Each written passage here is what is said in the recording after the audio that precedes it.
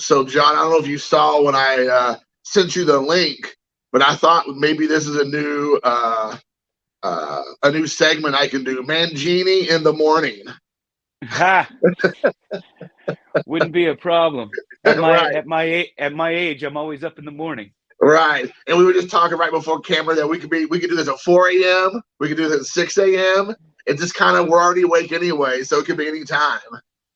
Yeah, I sometimes get up at 4 a.m. for no particular reason, and then go back to sleep. Yeah, yeah. I always have the problem when I wake up in the morning. Especially if I know it's like a day I have to go into work because I work from home, but there's a couple of days a week I got to go in for office work. And if I wake up early, like I'm setting my alarm for 5 or whatnot, if I wake up at 4, I can't even make myself go back to work. So I mean, go back to sleep. So I'm just already Yeah. up. So this is an old man's game or problem, I guess. But it happens to I think a lot of people as you get older. It's harder to make yourself go back to sleep, at least for me. Yeah, for with me, it's I just always have things on my mind. Yeah, I don't know. I'm one of those people that when you're sleeping and at night, that's when everything's going through your mind, stress about work or yeah, life or yeah. whatever, and sometimes it'll wake you up in the middle of the night. I And agree. I'm trying to get beyond that. I've been this year has been really great because I switched, kind of went back out on my own. I was in a job that was very toxic, Mm, and didn't really realize. Took me a couple months after I went back on my own to even realize, because I hadn't been a W-2 employee since like 2003, and oh wow. I had an opportunity to bring business to a company that, so they gave me a really great offer, and I went back to W-2 after all these years, but it was a very toxic environment. And this year, I decided to dedicate back to myself and my family, and Mm. being happy again. So that's what I've been doing. Well, that's good, dude. That's good. Well, that kind of brings me to my first question I have for you is that talking about having a little bit more freedom and less stress and enjoying, that's trying to enjoy life. The Nationals coming up next week. I know you mentioned that you're going to be going to that.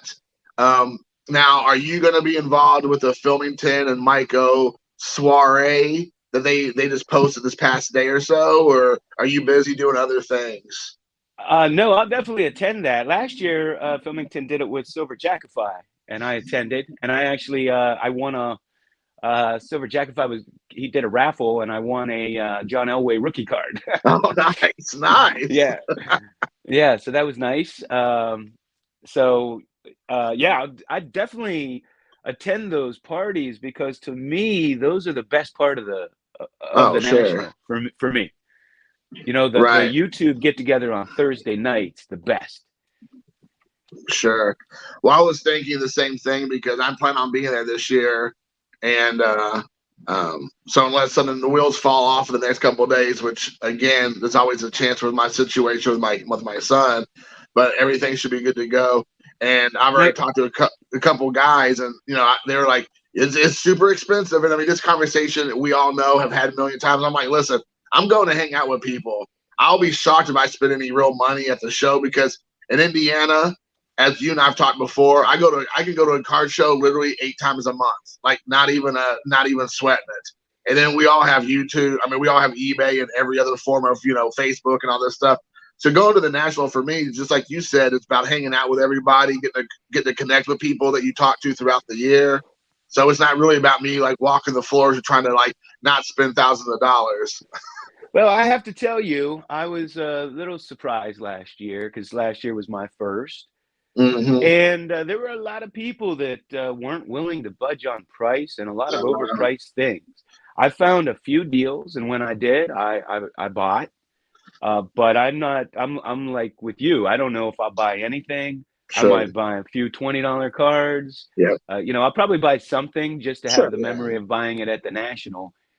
I'm not going there with any preconceived notion of buying anything. Yeah. I know. But last We. year I was disappointed. There were a few things I saw that I went there with the idea of buying, Mm, and I bought them after the National on eBay for far less because it's just surprising to me, and maybe it was just because the height of the hobby, the height of the pricing, and people didn't want to budge on things. hmm And I think, it used to be, and I don't watch a lot of these channels anymore because I feel like, again, it's no shade thrown at them, but they'll do videos where they're talking about their objectives for the national, like what cars they're gonna buy, and it's like these same people are pretty intelligent, smart people, and they should know that those prices they're going to be paying us through the roof at the national.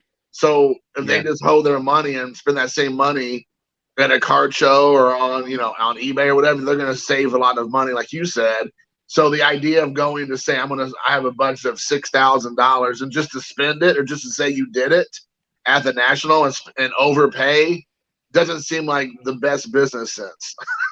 Yeah, I mean, I haven't seen necessarily the videos you're talking about because I don't think I saw any of those, so I don't know what channels you're talking about. But sure, I view it this way, like I don't know if you're I don't know if you're like bragging about your budget or something, you're probably doing it for clicks. Like me, I'm a little more personal. Like right. That's none of anybody's business what I plan to spend, Right. unless I'm trying to flex. So I keep those things kind of private. Now, let me ask you this, because Atlantic City, kind of like Chicago, sometimes can't always be the safest areas of the United States. Are you planning on bringing your nunchucks with you to have them in your back pocket just in case shit goes down? Well, it's my understanding, and I haven't been to the National in Chicago. It's my understanding that it's out kind of all by itself, and everything right there is just within walking distance. I don't think I would visit Chicago. The last time I visited Chicago, my friend took me to what was formerly the Sears Tower. I forget what it's called now. And we went up, and when we came down, his window was smashed in, and his car robbed right in front. Like we were literally parked across the street from there. And that was a number of years ago. I imagine it's worse now. I've been seeing. I just saw something where people are actually putting notes on their windows that they're poor and they don't have anything, don't break in, or some people are rolling their windows down so people can steal without smashing their car windows in, and other people are pretending they're putting glass and putting their windows down and pretending like somebody already smashed in so that they don't get robbed. That's how bad it is. And I remember, when that happened to us, it was in the winter, and we had to drive. Like he lived like 45 minutes outside the city. Man, I froze my ass off the whole way home because we didn't have a window. Gosh, man, yeah. I had a friend of mine when I was in college, and again, this was in the '90s, and she went to Chicago, and yeah, her car got broken into and got smashed up, and she didn't have the luxury of being able to drive it anywhere. They really messed her car up. It was like, just kaput. So, yeah. Yeah, Jason, I didn't know anything about where the National was. And to be honest with you, I wasn't going. I don't want to go to Chicago. Like I wasn't going. And then I found out it's like out just by itself. So I don't have to venture around too much. We could walk, like the hotels are all right there and everything. So I have a feeling it's a nice venue. And, my friend Rick, Vintage Oddball Cards, Rick here. Oh yeah, there's Rick. There he is, making an appearance. Get off my lawn. So he had a room, and some of the misfits weren't going. They had different reasons why, conflicts. Sure. So I finally broke down. I'm like, I need to go. Sure. Well, I'm going to go to Cleveland, man. I grew up in Pittsburgh, and I used to go to Cleveland all the time. Always loved that city. Used to hang out at the Flats. And the Stouffer Hotel, and I forget what it's called now. I think it's called something else. They used to have this fabulous Sunday brunch, and it was really nice. Used to go there, and they used to have, and I don't know if they still do. I just haven't been following it, but they used to have an IndyCar race there called the Pepsi the Pepsi 250, I think. What is it? The 250, 200? Where does it end up? It was 500 here in Indy, but I don't know about anywhere else. Yeah, the smaller one isn't 500. I think it was either 200 or 250. I haven't followed racing in a while.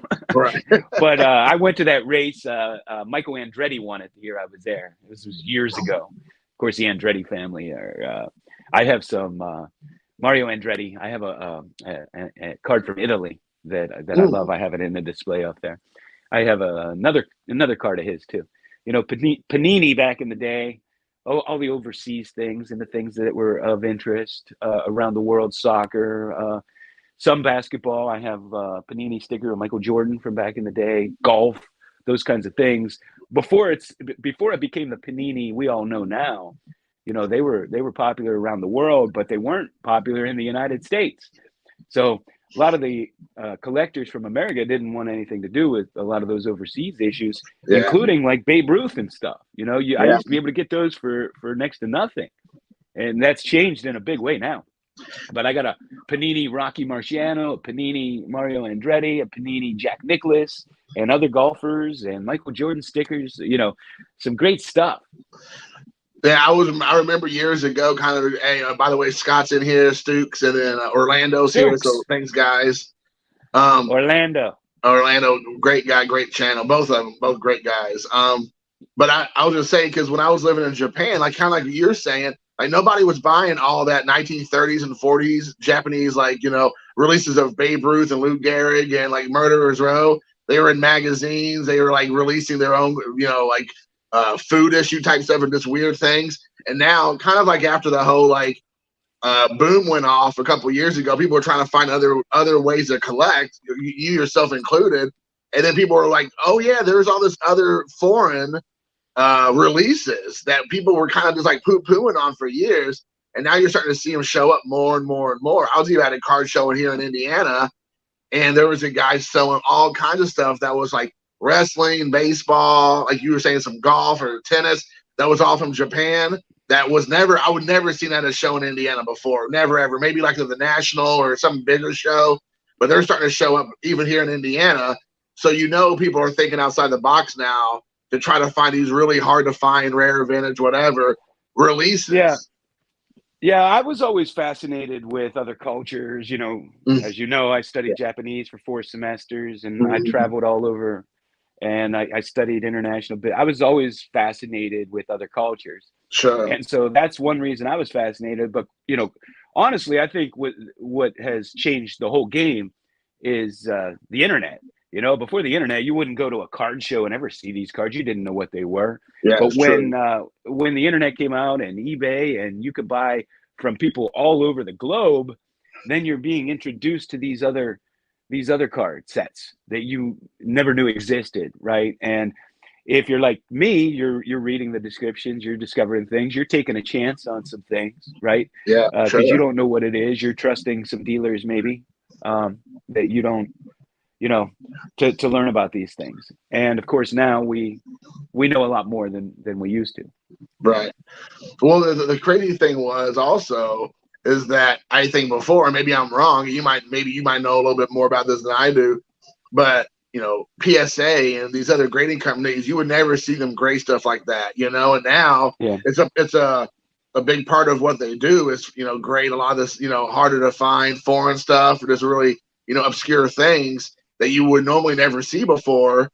But now you're starting to see pop up because, we all seen the Mickey Mantle this and the Willie Mays that, but when they're in these other, oddball releases, even though I know you don't like oddball or foreign releases, it kind of gives it a different kind of spin that is just really a cool item to have in the collection, because you kind of want to authenticate these foreign, at least for me, sometimes some of these foreign things, because you don't know where they're coming from. Well, you hit on a good point. I'm not the biggest grading fan, as you know. Sure. But grading legitimizes them, right? Mm-hmm. Like when you see them in a slab and they're telling you what year it is and what it is, it legitimizes the card. Mm-hmm. Where maybe, you didn't trust because you don't know anything about it before that. And when you see it in a slab, totally legitimizes it, right? It's not some made up thing. This was an actual card because PSA gave it a label and a grade. Right. So grading has been good, opening up foreign cards to the United States, I think. Yeah. Stu said that Sports Collectors Digest was his internet back in the day. So yeah, that's me true. Too. Yeah. Me too. Baseball Cards magazine, old cardboard magazine. Right. The standard catalog of baseball cards. Rick said, "Hey, let's see some oddball cards." Stay off my lawn. So I wanted to ask you, because I know you and I talked a little bit, but just very briefly about this right before we went on, and you said you hadn't really said anything about it, and I don't really think this is going to be something I feel like piling on necessarily. I think everything that's said has been said. But I just wanted to ask you your thoughts about, what you've been smelling the Rock's been cooking recently. So, what are your thoughts about it? And I'm definitely gonna say mine, but since you usually sometimes feel like you're like on the cutting edge of when something get ready to go down, you have a video where you're like share your opinions, either if it's kind of hilarious or funny or just like dismissive. Like you'll kind of do a video that's kind of like in front of a lot of this stuff, and then everybody else is doing one after you. But this one, you haven't really said anything, so I'm like, okay, well, where does John kind of fall in on this? Well, I have stayed out of it. Sure. I'm a fan of both channels, Mm-hmm. and both groups of people. I find it ridiculous that this has become a thing over a $60 item. Mm-hmm.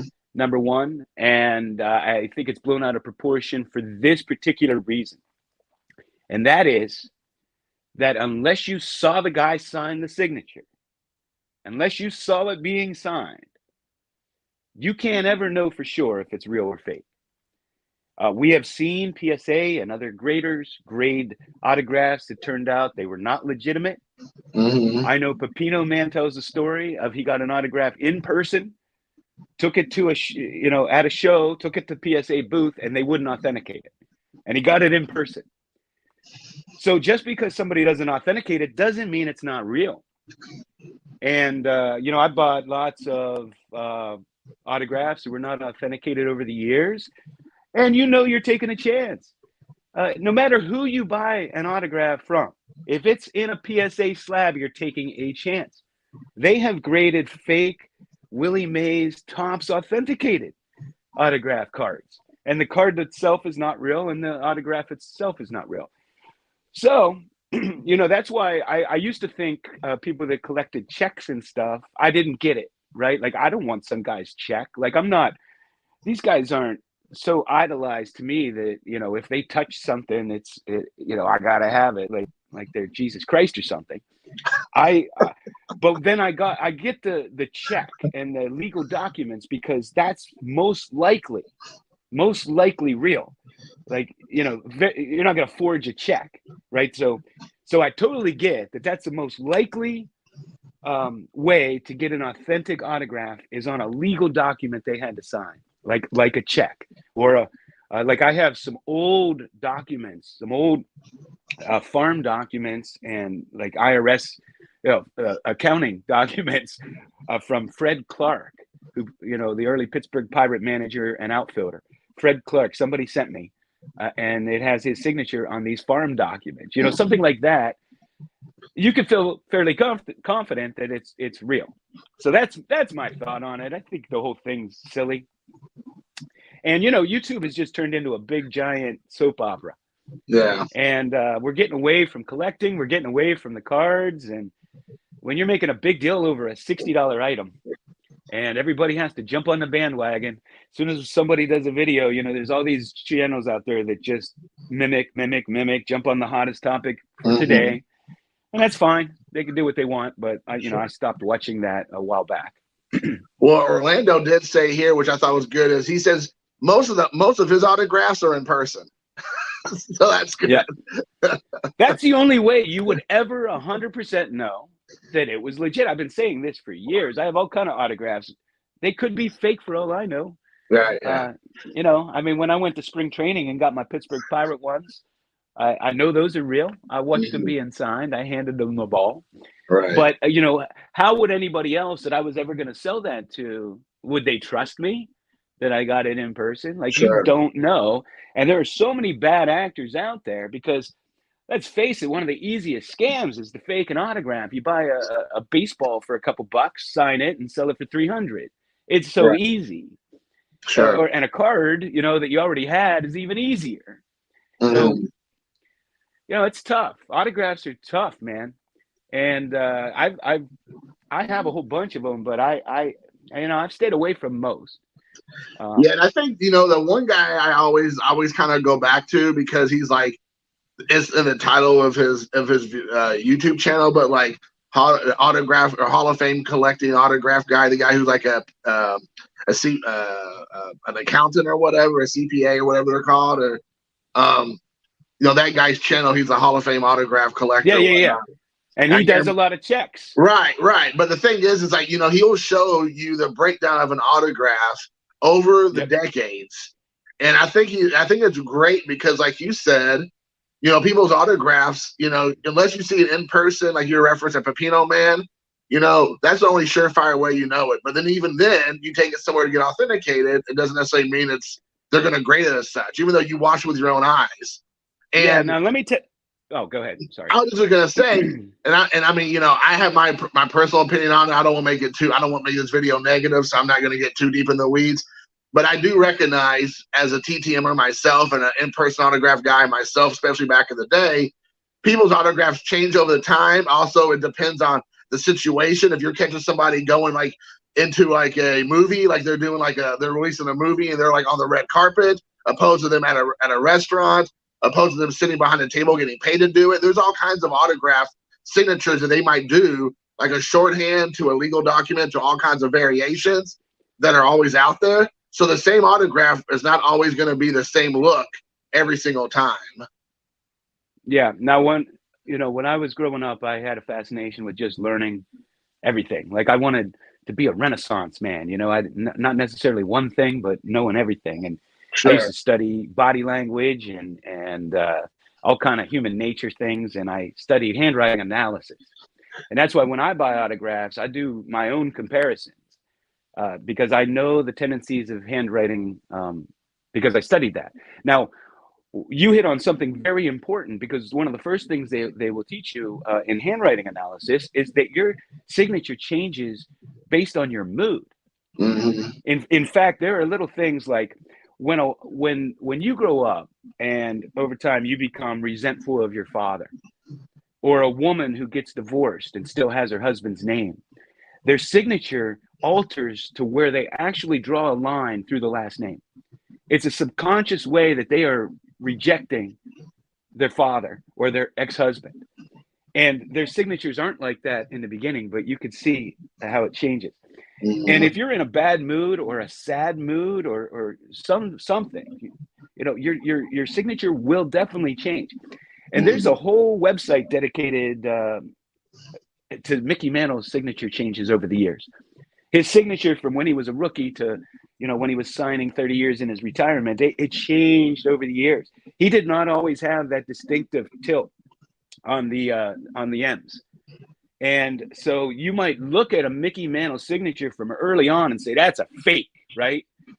But don't dismiss it so quickly. Go back and look at how he used to sign his signature. Then you have things like, problems like with Rod Carew and Dave Parker, who develop, problems as they got older, and they shake and they can't write their name so well. And so it's completely changed. Even when Dave Parker was younger, I've seen two very different, distinctive signatures from him. So you have that going on. And then, in addition to that, Roberto Clemente had a clubhouse guy that signed his name better than he did.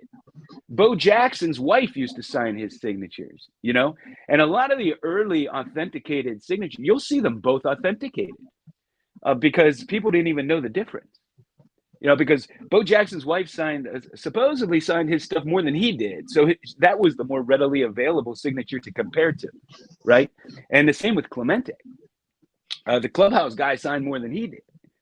So early on, like older slabs or older authentications, I would trust less, because as time goes on, we learn a lot more about these signatures. Right. Well, Scott just said here, Stu said that PSA has authenticated a lot of Kirby Puckett clubhouse signatures as authentic. So, kind of goes back to what you were saying also, and unless you're really attuned to that type of world, as you were saying, and like kind of know what to look for. Like when I first got into TTMing and like in-person autographs, and like you said, being able to detect a fake or a ghost signature, or somebody else signing for them, or a relative or a person they're paying for.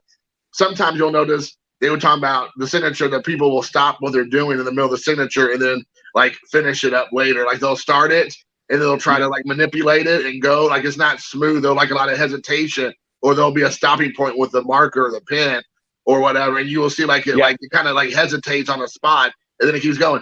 If you do your own signature, you don't have to think about it. You're just doing your signature, and you have all these hesitations, and there's things to look for in the signature.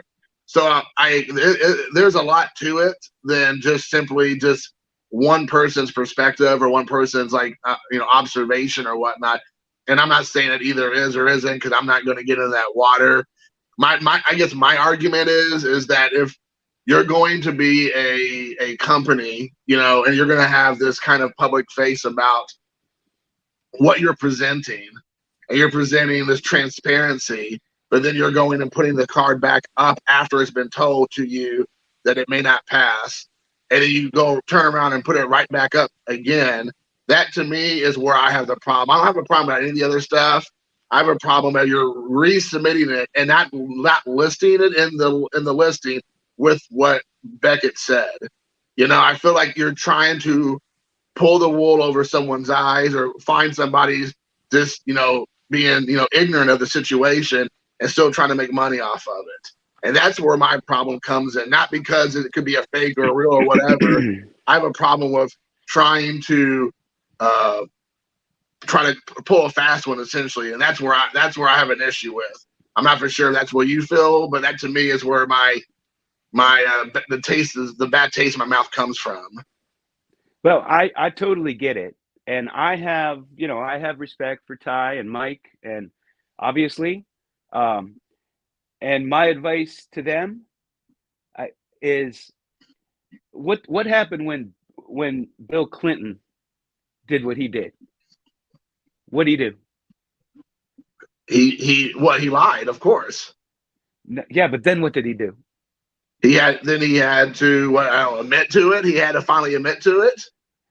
He apologized. Well, yeah,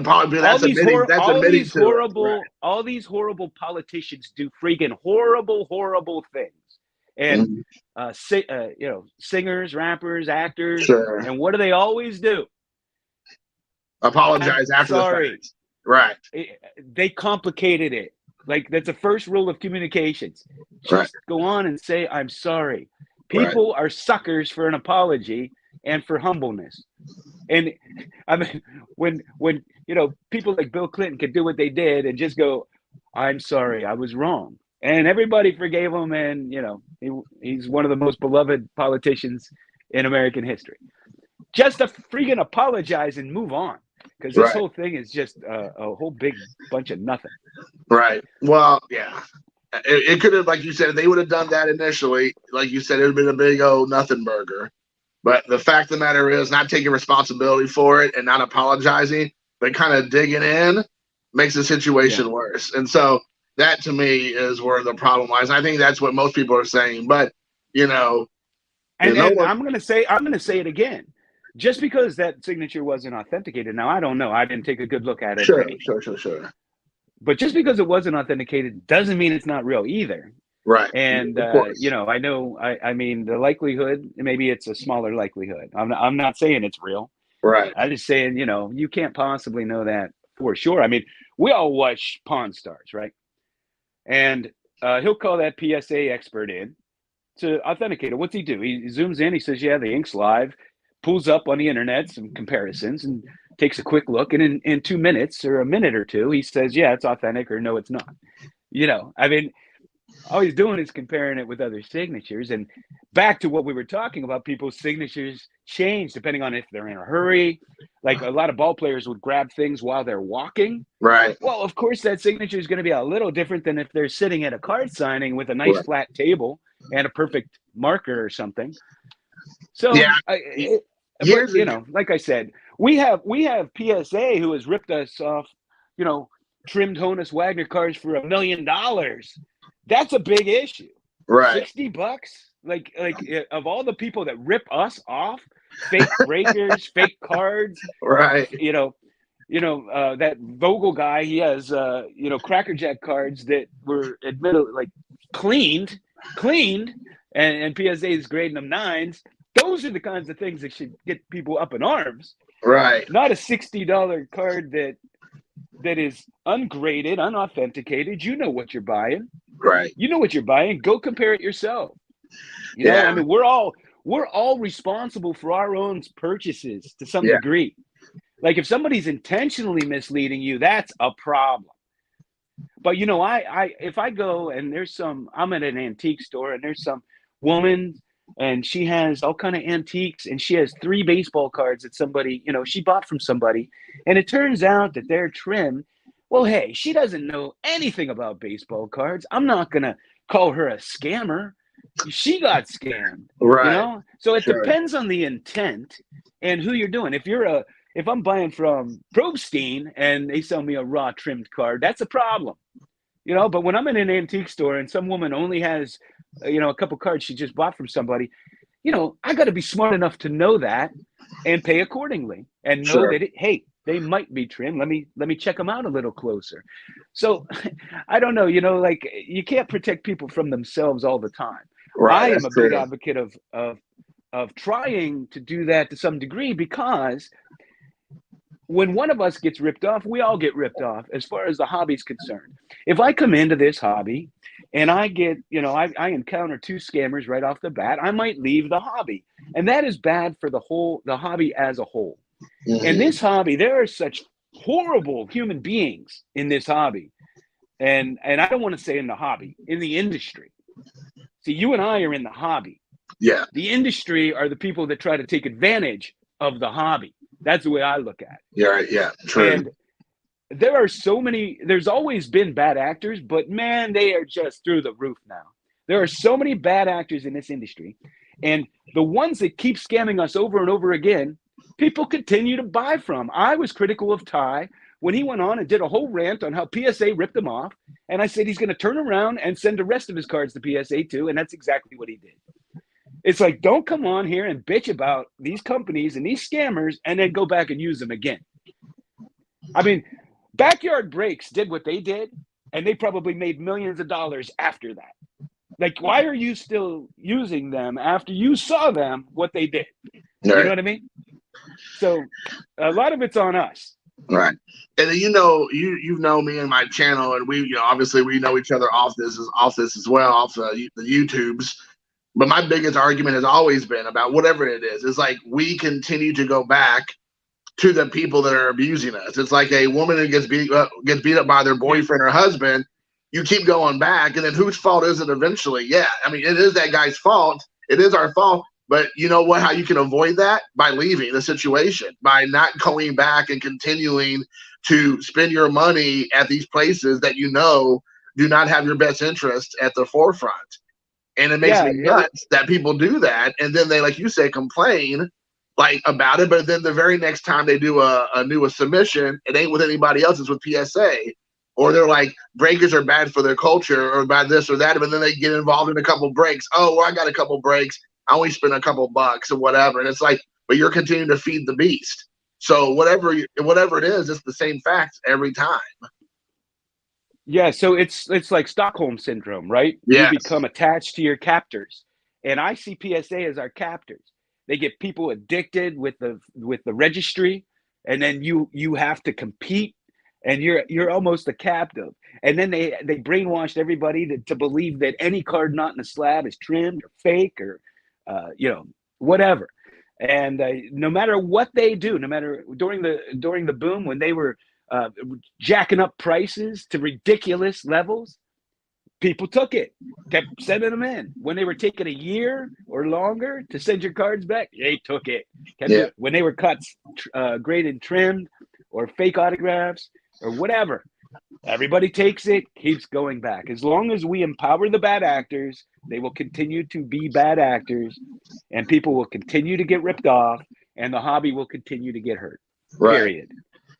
But so let me ask you this, because this is an interesting thing, because one thing that Ty said was, when you get called out, and then that's negativity. But the thing is, if people don't call bad actors out, then that's a problem, because then other people are getting duped because they might not be as aware or as experienced or have as much knowledge. So you can't go, well, people just thrive on negativity, and that's what this is all about. Not necessarily. Sometimes it's about trying to inform people about it. And just because you got caught in the crosshairs, doesn't mean that it's not necessary to say, hey, there's a legit problem here. There's some questions here, and you're not really addressing it. So, I mean, where do you come in on that? Because you've done multiple videos that say, hey, this is a problem with the hobby. And I don't mean to cut you off. I just want to say, but some people might perceive that as being negative. But to me, that's a PSA. You're letting people know, like, hey, I've been in this hobby for 30 plus years, 40 plus years, and this smells wrong. So where do you draw the line of quote unquote piling on or bringing people aware of information that needs to be out there? Yeah, I mean, there's different forms of it, right? Sure. I don't think that everything should be some woke Disney movie where everything's perfect.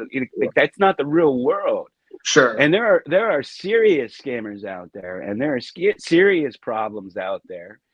And to bring them to people's attention is not negative. Mm-hmm. Hey, I just bashed PSA a little bit. Yeah, it's negative, but it's a truth. Right. Like telling the truth is not always negative. Right. I mean, let me take that back. It is negative, but sometimes it's necessary. Necessary, yeah. I mean, but when you're just making things up for drama purposes, or blowing things out of proportion, there's a fine line there. Life is not always black and white. Mm-hmm. I have a sarcastic sense of humor, and I speak sometimes in analogies and stuff, and I get comments, and they're trying to like take one little word you say and pick on that word, and you're missing the bigger picture. Right. It's sarcasm. Like, this is not, everything's not literal, and everything's not black and white. Mm-hmm. There are nuances in all facets of life, right? Sure. And so, yes, it's negative, but some of it is necessary. Sometimes you need to call out and make people aware. And then other people will say, well, it's not your job to police the hobby or this or that. Well, if I care about the hobby, it kind of is. Because what am I just supposed to stand back and let these people get ripped off? I mean, it's like if I walk down the street and some old lady's getting mugged, it's none of my business. I should just go the other way. No, right. I'm going to jump in and help her. So yeah, I'm not legally obliged to do that, but it becomes a morality thing. Like if I can stop somebody from getting hurt and I don't, it's like I don't know. During World War II, when Hitler was doing what he was doing, and everybody's just supposed to stand back and watch him do it. Right? No, not if you're a moral person or a good person. You're going to warn somebody. Right. I think it's important, and I think again, it's about sharing knowledge. It's about experience that other people may or may not have that you're able to do. Right. And so, I mean, I feel like the only time people get worked up about that is if they're the ones that are the sunlight's being brought upon them. They're the ones under the sunlight, or they're underneath the light now. They're fine with that when it's not them. So, I mean, it's important to know that it's not necessarily everything. There might be some people that it's all about bringing the negativity for what they were trying to break clicks or trying to get people to get their eyes on their channel.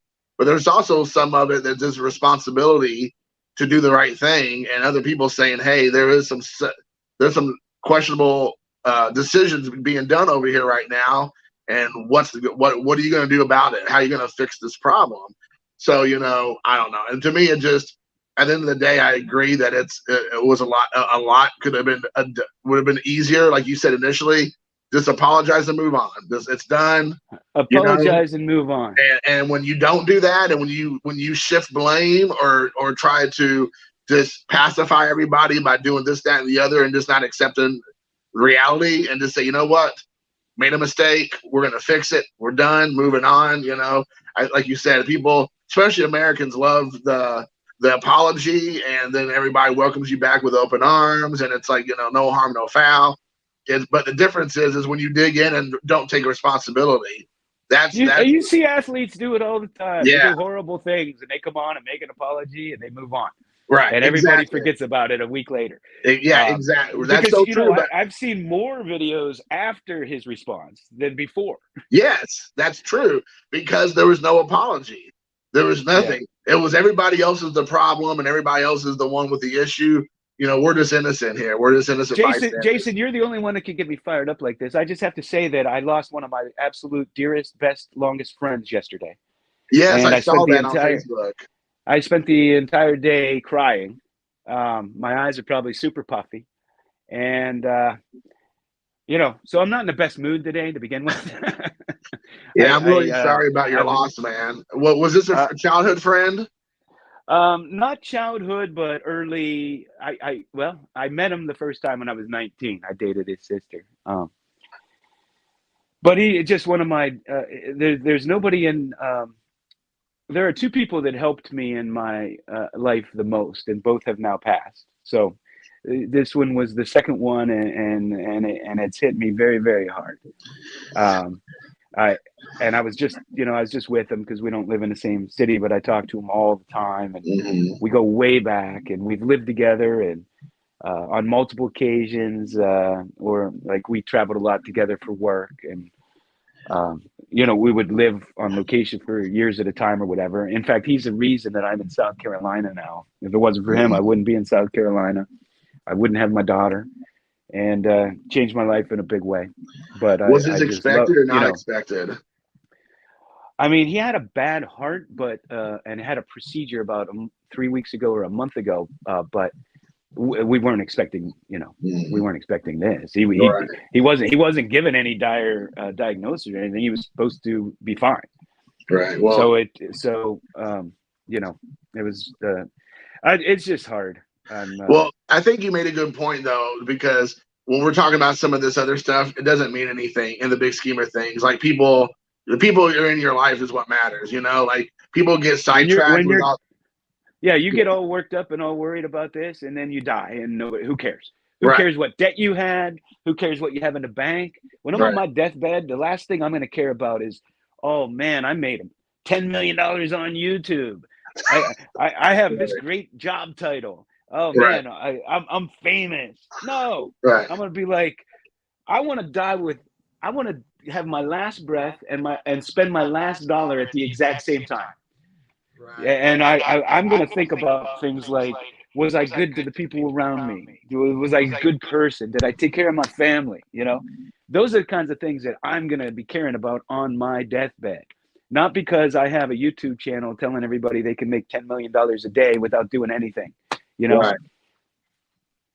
Yeah, I agree 100%. I think, well, I mean, it's all, at the end of the day, you're a family man, I am too, we have kids. And to me, that's what it's really about. It's more about, those are the type of things that I really care about. I mean, this is a nice distraction, a nice fun thing to do. But, so anyways, well, hey man, I better let you go. I don't want to keep you too much longer. You said about an hour or so, but I want to leave it there, man. I thank you so much, John, for your time, and thank you for sharing some of your thoughts and whatnot. And hopefully we'll be seeing each other in about a week. And Jason, I just want to say, I've always appreciated, and it's why I voted for you for the YouTube Hall of Fame, your lives and your ability to bring people from different perspectives and different community niches on to your lives. I think your lives, they were, even though people did lives before you, and I mean, they existed. You kind of changed the game with your lives.